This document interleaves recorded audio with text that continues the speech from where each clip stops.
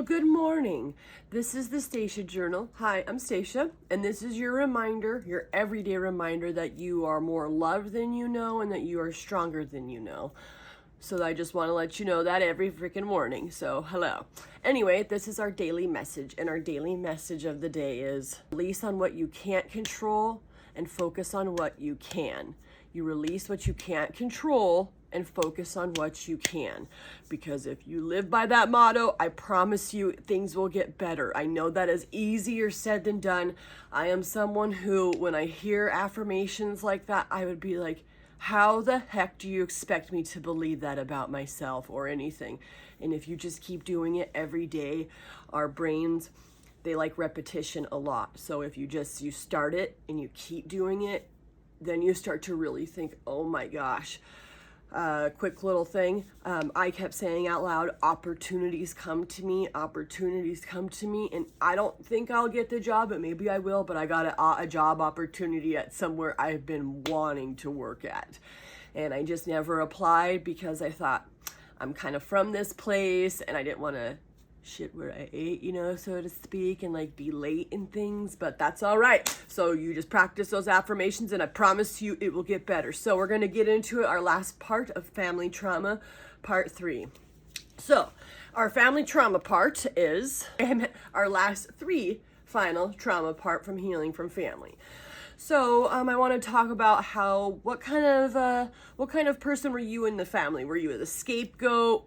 Were you the peacemaker? Those types of things. And I was the scapegoat a lot for my family. People would blame a lot on me. And what sucks is I used to be a little liar as a kid. So now that I'm not a liar anymore, it takes a lot to show your family that you're not lying. But what's even more crazy about that is when I was a kid, I'd get asked by adults to lie for them. So then they would pick and choose like what was real and what wasn't. So that type of reality as a kid, I will never and never have done that to my daughter. I have been very honest with her. I know sometimes for an adult, you have to shield your kids from adult things.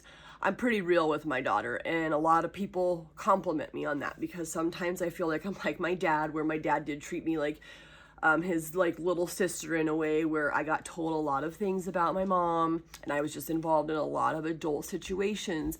So my vow to myself when I became a mother is I'm going to let my kid be a kid. I'm not going to let her worry about narcissism, where one minute your parent wants to tell you something, so then all of a sudden you're believing what they're saying and then you're watching them do a different thing. But it's like, you told me something different. So then when you become an adult and when you sit with those things wondering how could you do that to a child, it kind of makes you have some resentment. So what you do with that is when you start to hate your parent, because in your parents' defense, don't hate them. They had baby boomers as parents, and a lot of the baby boomers, like my grandma and my grandpa, they're opposites of narcissisms. They're called agreeers. And agreeers, they're good people, okay? They'll agree at anything, even if it's the most bad thing. Like, for instance, my mom used to do drugs, right? And everybody always, surface level, would tell me things like, oh, your mom's always late. She never shows up for anything.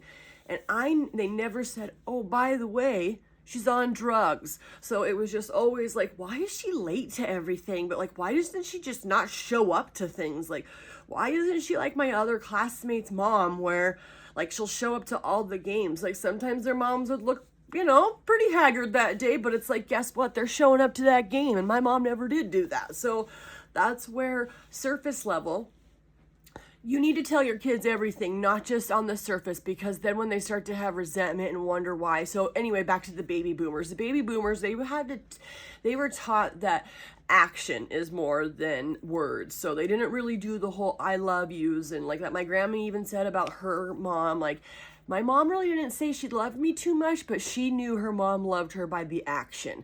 And a lot of time, the agreeers, they'll just agree for everything. So they'll just agree even when it's the most horrendous thing, just to keep the peace, just to not have to deal with that trauma and sit there and think oh my gosh, my granddaughter's mother is on drugs, and how do we help the situation? They helped the best they could. They got my mom into treatment, but she came back surface level. She looked like everything was okay, and it was meth city in our freaking apartment or in our house, you know, and my dad was going crazy. So just moral of the story, you be honest with your kids.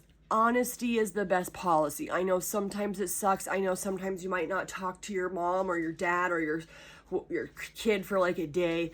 But at that end of the day, you always call them and you guys always make up. I mean, I'm not going to lie. Me and my mom, just because like for the last 33 years, we did not have a good relationship. And now that I'm 34, we have the best relationship. And I'm not going to say it's all peaches and plums. Like me and her get into arguments still where she'll hang up on me. I'll hang up on her. But guess what? The difference is we don't go 3 weeks without talking to each other. We don't go a week without talking to each other. We don't go even 2 days without talking to each other. We call each other that night and we both say sorry. And that is not like my mom. That's like me. I would do that. But then the thing is, I wouldn't say sorry either. I would just start going in on, why did you hang up and blah, blah, blah. Just whatever what it was, I would go in on. And I never just like, like what's going on with her day?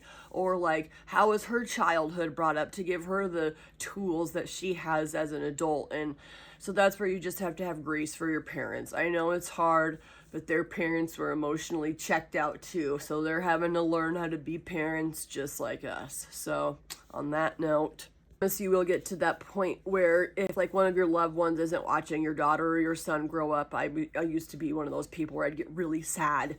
Like, how come my cousin doesn't want to be here for my daughter, you know? But I finally got to that point where if they don't want to be here, that's their choice. You know, I'm not going to force them. I'm not going to get mad anymore. Like, if they don't want to be a part of my daughter's life, then I'm not going to force them. I have cousins who are bullies, you know, and I would let them bully me because I loved them so much. I just didn't care, you know, but then it got to where my boyfriend was like, you're letting them bully you and it makes me really sad because you just don't want the bullying. And it's like, yeah, but I don't want to tell my cousins they're wrong either because, you know, I just like to watch them be, you know, like, I like them to be their best selves, and if they think putting me down is their best self, then hell yeah, let's do it. You know, I didn't really get mad about it, but it's just one of those things where you don't put your loved ones down to make yourself feel better. And then at the end of the day, when I would text them and say, hey, like, why don't you come see my daughter? They just wouldn't text me back, and I'd be one of those people that would cry and I'd be upset about it, but then I'd finally understand that that's their choice. And if they don't want to watch my daughter grow up or, you know, then that is on them.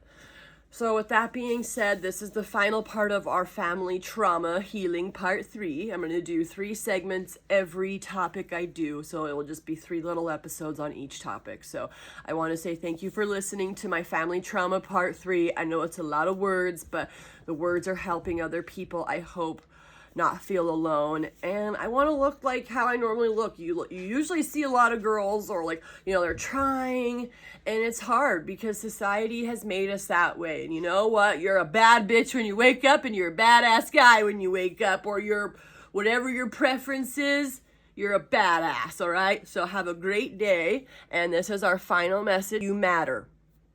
Today has been messy, even if you feel left behind today. If you're doubting yourself, you're still worthy of good things. Remember that every day. I know that's hard sometimes because at first I thought, how am I worthy of good things? I promise our brains love repetition. You just have to say that to yourself and then keep saying it every day. And then I promise you will start to believe that. I was one of those people that, nope, I'm not going to believe that.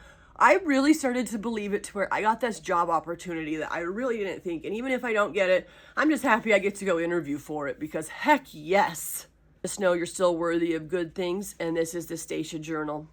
Have a great day. Love.